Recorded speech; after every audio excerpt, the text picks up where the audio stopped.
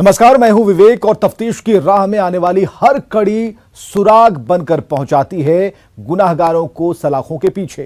तो आप बने रहिए हमारे साथ, क्योंकि हर जुल्म के खिलाफ हमारी तफ्तीश लगातार जारी है।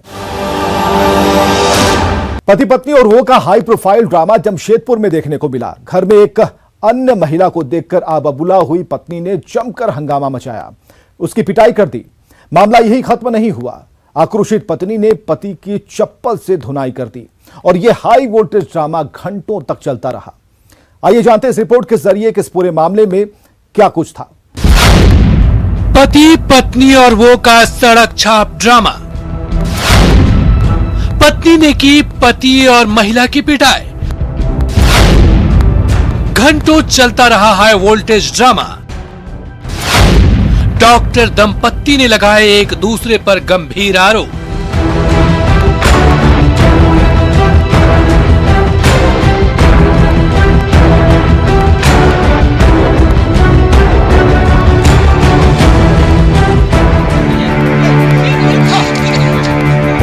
चलाइएगा कि चप्पल से मारा?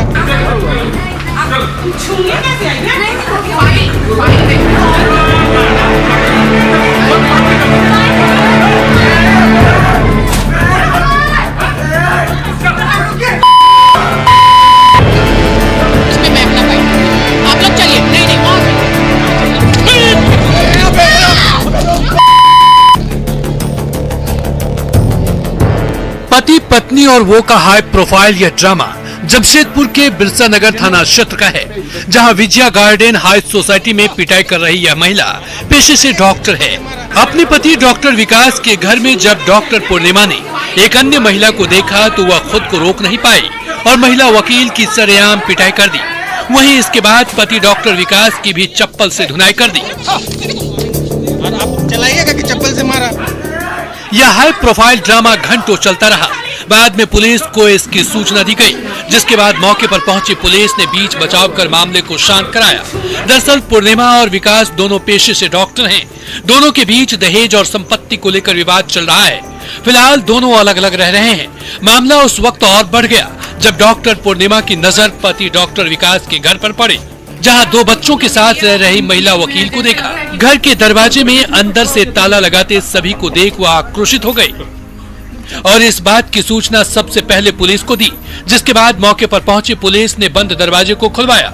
दरवाजा खुलते ही आग बबूला हुई डॉक्टर पूर्णिमा ने महिला वकील की सरेआम पिटाई कर दी और इस दौरान जमकर हंगामा भी मचाया, जिसके बाद गेट के बाहर खड़े अपने पति डॉक्टर विकास की भी चप्पल से धुनाई कर दी। चलाइएगा कि चप्पल से मारा?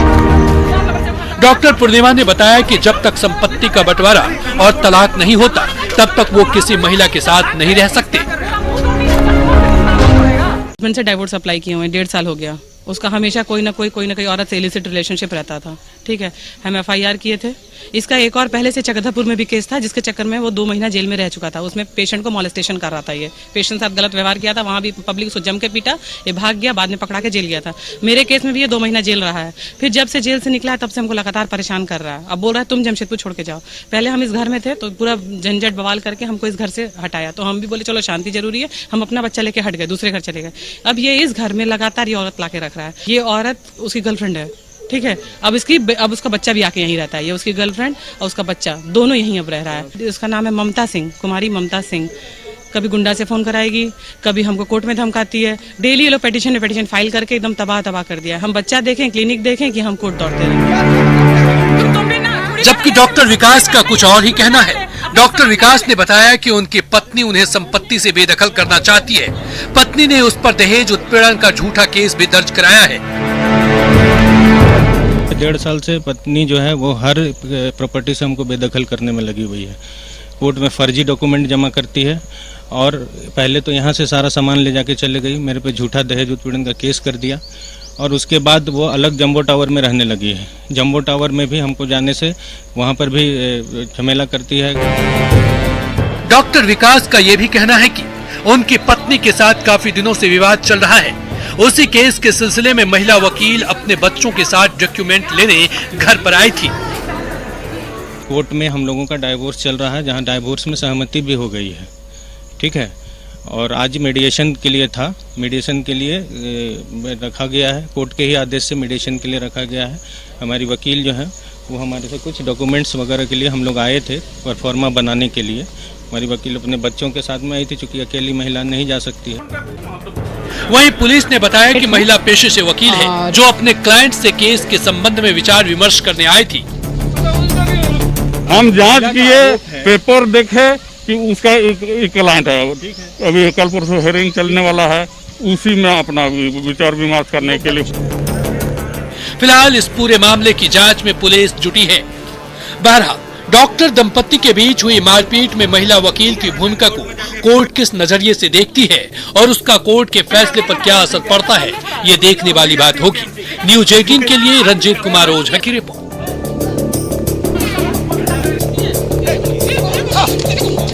और आप चलाइएगा कि चप्पल से मारा?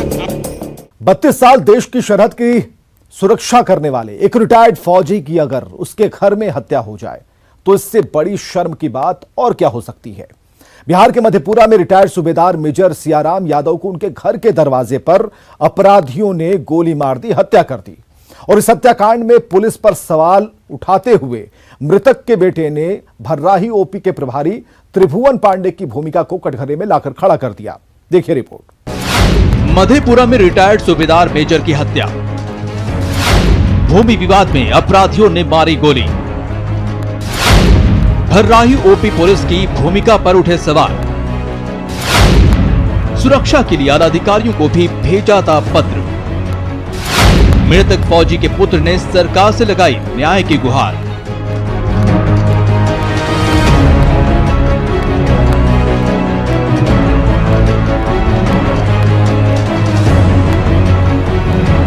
देश के फौजियों की त्याग और बलिदान को हमें नहीं भूलना चाहिए।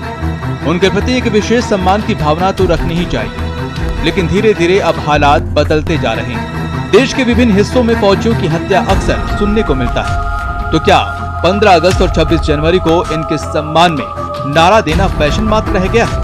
अस्पताल के स्ट्रेचर पर पड़ा यह शख्स कोई और नहीं, एक रिटायर्ड फौजी ही है, जिसने देशवासियों की सुरक्षा के लिए सीमा पर 32 साल तक दुश्मनों से लोहा लिया। जिस रिटायर्ड सूबेदार मेजर सियाराम यादव को 8 मेडल और 2 राष्ट्रपति सैल्यूट मिले, उस देशभक्ति अपराधियों ने उनके ही घर के दरवाजे पर गोली मारकर हत्या कर दी। घटना सदर थाना क्षेत्र के भर्राही ओपी के मदनपुर गांव की है, जहां रविवार की रात बाइक सवार 2 अपराधियों ने रिटायर्ड सूबेदार मेजर सियाराम यादव से गाड़ी मांगने के बहाने गेट पर बुलाया और सिर में गोली मारकर हत्या कर दी और बेखौफ वहां से चलते बने। हत्या का कारण भूमि विवाद बताया जा रहा है। 11 बज के 50 मिनट में जो है से 2 आदमी एले मोटरसाइकिल से, तकर बाद जो है से बस बोले के आवाज जाके चचा हो 4 बेर 5 बेर आवाज लगी के से गाड़ी लेना है, कल के पूर्णिया देना है गाड़ी लेना है। तकर बाद मेजर साहब बोलने से गाड़ी तो नहीं है तो अभी क्या तो ड्राइवर नहीं है हमारा पास में। इतना बात है के बाद से गोली फायर भाग गई। इस मृतक रिटायर्ड फौजी पिता का फौजी पुत्र हवलदार देव कृष्ण, जो फिलहाल जम्मू कश्मीर में तैनात है, उसने भी बिहार के डीजीपी, कोसी प्रक्षेत्र के डीआईजी और मधेपुरा के एसपी को पत्र भेजकर परिवार की सुरक्षा की गुहार लगाई थी। पत्र में उल्लेख किया गया था कि मधेपुरा के जीवजपुर निवासी उपेंद्र यादव के पुत्र नवीन यादव से उन्हें और उनके पिता को कई बार जान से मारने की धमकी मिल चुकी है, लिहाजा नवीन यादव से उनके परिवार को खतरा है। लेकिन पुलिस सुरक्षा मिलनी तो दूर, उनके पिता और बड़े भाई द्वारा थाने के कई बार चक्कर लगाने के बाद भी भर्राही ओपी प्रभारी त्रिभुवन पांडे ने एफआईआर तक दर्ज नहीं किया, जिसके बाद से एसपी के आदेश के बाद एफआईआर दर्ज करने की जहमत उठाई।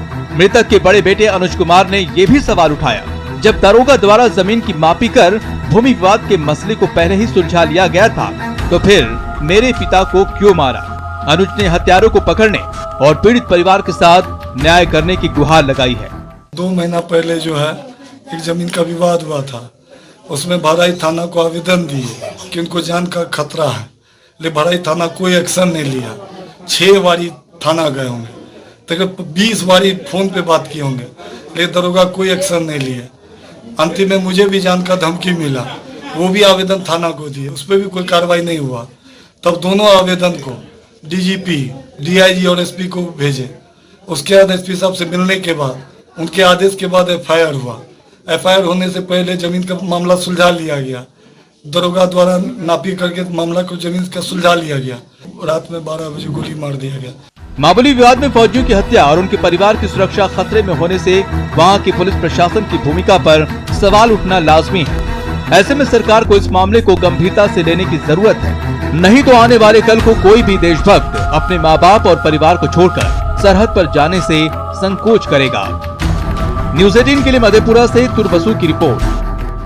जमुई में बेखौफ अपराधियों ने एक पान दुकानदार की हत्या कर सनसनी फैला दी। अपराधियों ने घटना को अंजाम उस वक्त दिया जब दुकानदार अपने घर के बरामदे में सो रहा था। क्या है पूरा मामला, इस रिपोर्ट को देखिए। जमुई में बेखौफ अपराधियों का तांडव, पान दुकानदार की गोली मारकर हत्या। बाइक सवार अपराधियों ने मारी गोली। 28 जून को होनी थी पोती की शादी, मातम में बदली शादी की खुशियां।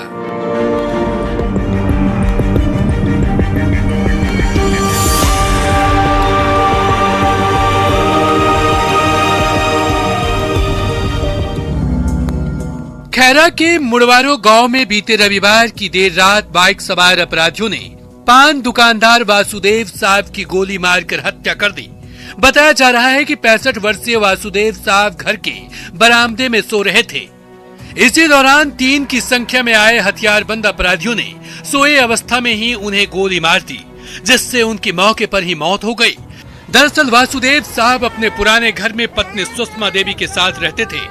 इसी घर में वासुदेव किराना और कपड़े की दुकान भी चलाते थे, जबकि गांव में ही दूसरे घर में परिवार के बाकी लोग रहते थे।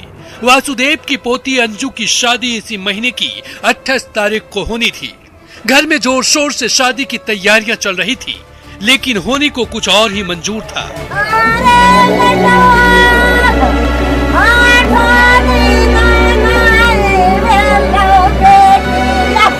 परिजनों के मुताबिक वासुदेव साहब का अपने गोतिया से लंबे समय से विवाद चल रहा था, लेकिन किसी और से कोई दुश्मनी नहीं थी। बेटी के शादी में काट उठ छपा रहे हैं, अपना जो विधि व्यवहार है सो कर रहे हैं सर। सब परिवार का न्योता देने के लिए निकला यहाँ से, कोई नहीं था, कभी हम था, मेरा माँ था, पापा था, दुश्मनी किसी से नहीं है सर। कौन मारा, क्यों मारा?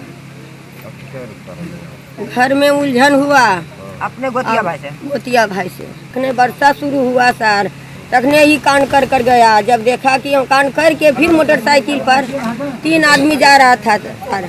जानकारी नहीं है कौन किया है, दुश्मनी वगैरह तो था नहीं, मतलब ऐसा किया कौन, कोई समझ में नहीं आ रहा है कहाँ से किया, कौन किया, नहीं जानकारी है। गोतिया के बारे में नहीं वो अनजाने, हम कैसे बता दें कि गोतिया किया नहीं किया। इधर घटना की जानकारी मिलने के बाद पुलिस ने हत्या के सभी बिंदुओं पर अपनी तफ्तीश शुरू कर दी है। जमुई एसडीपीओ ने बताया कि अपराधियों की पहचान और उनकी गिरफ्तारी के लिए एसपी के निर्देश पर टीम का गठन किया गया है और जल्द ही अपराधी सलाखों के पीछे होंगे। जैसे ही आवेदन आता है और हम लोग को सूचना मिलती है, उसके अनुसार कार्रवाई करेंगे।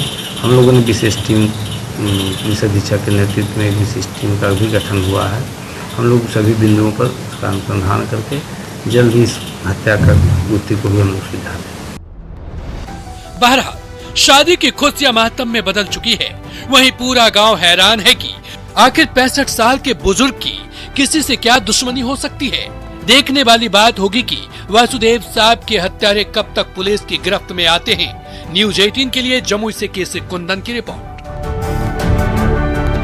छपरा में दहेज के लिए एक विवाहिता की हत्या कर दी गई। हत्या के बाद परिजनों ने साक्ष्य मिटाने के लिए शव को कब्र में दफन कर दिया, लेकिन जब मृतक महिला के परिजनों को इस बात की खबर लगी तब मामला पुलिस के पास पहुंचा और फिर कोर्ट से परमिशन के बाद शव को कब्र से निकालकर पोस्टमार्टम के लिए भेज दिया गया। मृतक महिला के भाई ने ससुराल वालों पर हत्या का आरोप लगाया है। क्या है ये पूरा मामला, रिपोर्ट देखिए। दहेज लोभियों की भेंट चढ़ी एक और बेटी,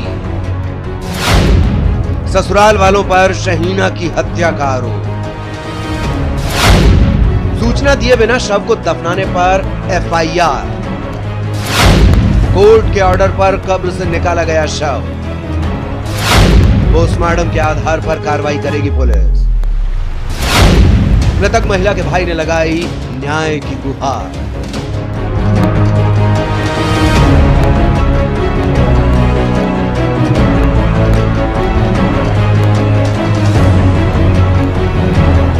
ये नजारा सारण जिले के तरैया के गलीमापुर कब्रिस्तान का है, जहां एक कब्र की खुदाई हो रही है। कब्र की खुदाई किसी शव को दफन करने के लिए नहीं, बल्कि दफन किए गए शव को बाहर निकालने के लिए हो रही है। जानकारी के मुताबिक 4 जून की रात ससुराल वालों ने शहीना खातून की हत्या कर दी और मामले को दबाने के लिए शव को गलीमापुर स्थित कब्रिस्तान में दफना दिया। शहीना के ससुराल वालों की करतूत जानने के बाद उसके भाई ने 8 जून को एफआईआर दर्ज कराई। इसके बाद पुलिस ने बीते रविवार को कोर्ट से ऑर्डर लिया और कब्र से शहीना का शव निकालने पहुंची। इस दौरान पुलिस को स्थानीय लोगों के विरोध का सामना भी करना पड़ा। हालांकि बाद में पुलिस ने लोगों को समझा बुझाकर शव को कब्र से निकाला और पोस्टमार्टम के लिए भेज दिया। मृतक महिला के भाई ने ससुराल वालों पर दहेज हत्या का आरोप लगाते हुए न्याय की गुहार लगाई है। बच्चा है, उस बच्चा से बताया गया है कि पहले जहर खिलाया गया है, फिर उसको मारा गया है, ठीक है।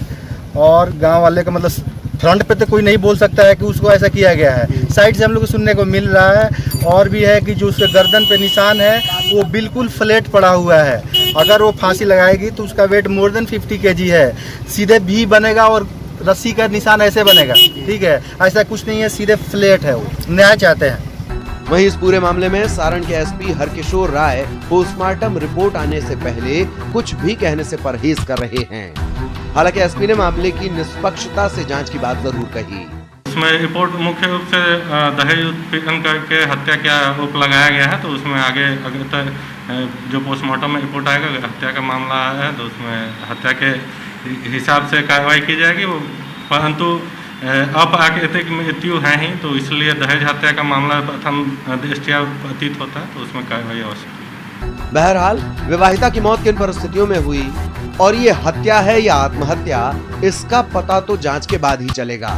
लेकिन मृतक महिला के परिजनों को बिना सूचना दिए शव दफन कर फरार होना कहीं न कहीं ससुराल वालों की मंशा पर सवाल खड़े कर रहा है। न्यूज़ 18 के लिए छपरा से संतोष गुप्ता की रिपोर्ट। भूमि विवाद में रिश्तों का कत्ल कोई नई बात नहीं है। आए दिन इस तरह के मामले सामने आते रहते हैं। मधुबनी में महज आधा कट्ठा जमीन को लेकर मां बेटे के बीच विवाद इतना बढ़ गया कि कलयुगी बेटे ने अपनी मां को ही मौत के घाट उतार दिया। आखिर किन परिस्थितियों में अपना ही खून हैवान बन गया, देखिए रिपोर्ट। भूमि विवाद में रिश्तों का कत्ल, आधा कट्ठा जमीन के लिए बेटा बना हैवान, लाठी से पीट पीट कर ले ली मां की जान, पत्नी के साथ मिलकर बेटे ने की मां की हत्या। जमीन के बंटवारे को लेकर चल रहा था विवाद।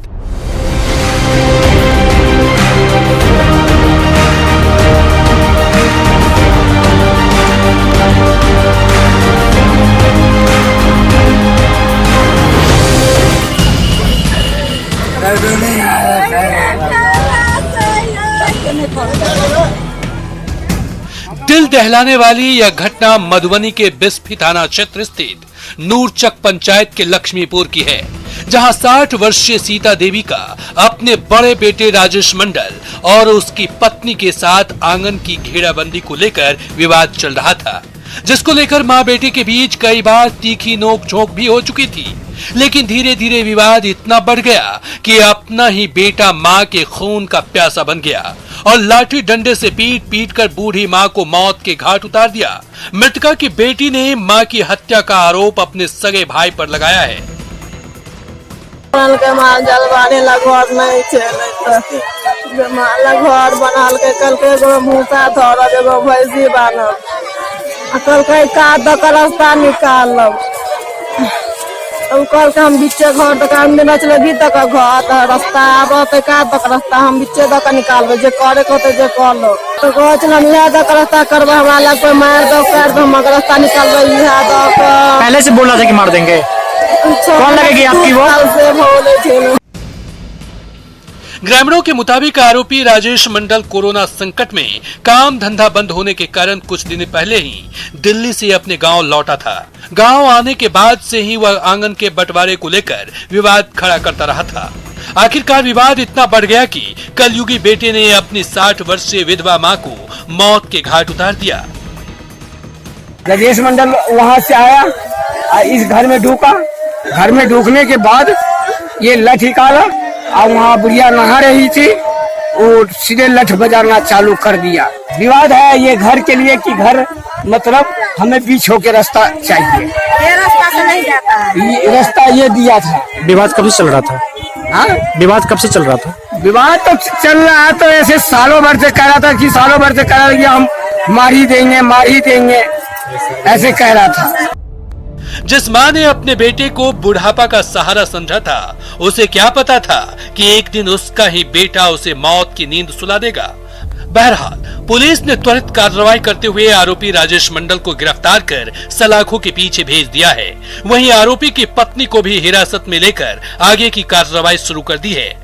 न्यूज 18 के लिए मधुबनी से अमित रंजन की रिपोर्ट। अपराधी चाहे लाख शातिर हो, तफ्तीश की दिशा अगर सही है तो बच नहीं सकता कोई गुनाहगार सलाखों के पीछे जाने से। तो पुलिस चाहे सोई हो, मुजरिम चाहे कोई हो, आप बने रहिए हमारे साथ, क्योंकि हर जुर्म के खिलाफ हमारी तफ्तीश लगातार जारी है।